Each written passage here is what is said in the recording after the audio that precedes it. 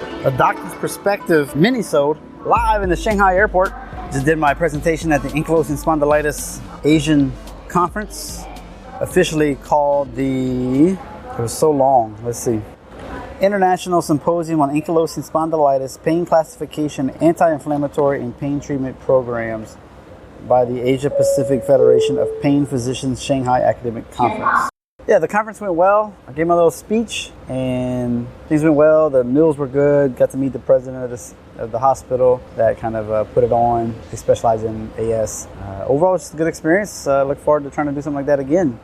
This week is Perpetual Traffic episode 166. They're talking revenue optimization. A lot of times that podcast talks about conversions, how to set it up so people click your ad so that you can make the purchase or get their email. But this time it's like, hey, if you got a business and you're trying to make sales, revenue optimization is important. We're talking not just the pre-sale, but the sale, follow-up emails, cart abandonment, and recapturing and retargeting and those types. Now, most people just focus on leads and conversion rates, but you got to be able to capture their money. That's why you're in business. And there's only 3 ways to do that.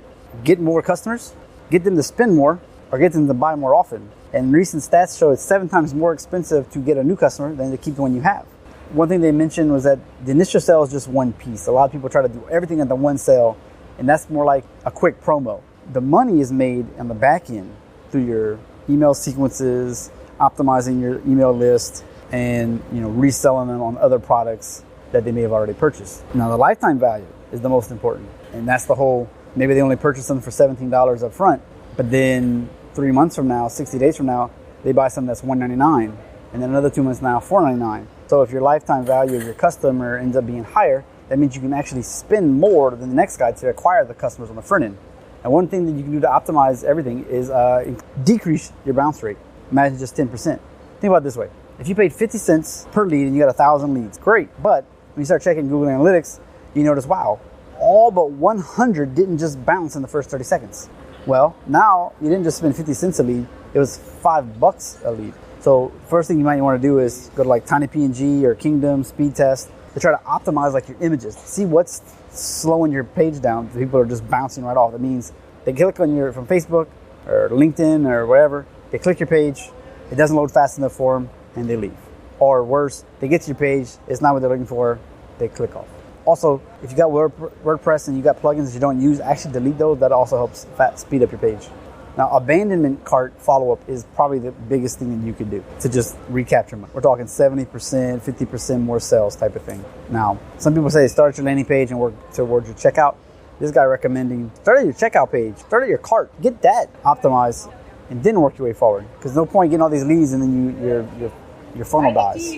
So they're recommending not only email, and do your own email, figure out an app to plug into your Shopify because their email for abandonment cart is not good.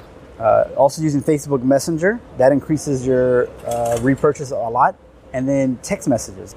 So you gotta capture all that before they place the order. You have it, you can follow up. Sometimes 30 minutes, 3 hours, 24 hours, and then 48 hours, and you have to stop. I think something like after that you're breaking some rules or something in that category. But you can make 50 to 70% more income by doing it. Some people are saying, oh, I made $5,000, now you're making $17,000. And just from people who abandoned their cart and you got them back in there. A typical landing page conversion, 1 to 3% is actually quite good. Now you might be able to make it up to 5% and you're doing fantastic. He also believes in the order bump. So when you have your checkout for glasses, an upsell, you have a one-click upsell underneath that. That might be for glasses cleaner or an eyeglass case, or the tools to fix your glasses, something like that where you can add value immediately. They're already high on I'm making a purchase, boom, you can add something extra right there. Obviously, this is for doctors, so you got to really kind of think about, what's a little bit of an upsell. Like maybe they bought your health book and you added a digital download or an audio book on top of that for a few extra bucks. Or if you're they bought a vitamin, now you can offer them on a continuity plan. Every month they get it mailed to them, or you can buy 2 bottles at this discounted rate.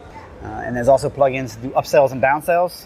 Definitely Russell Brunson stuff. If you look, man, what are you talking about, Justin? The best thing you do is get expert secrets and .com secrets.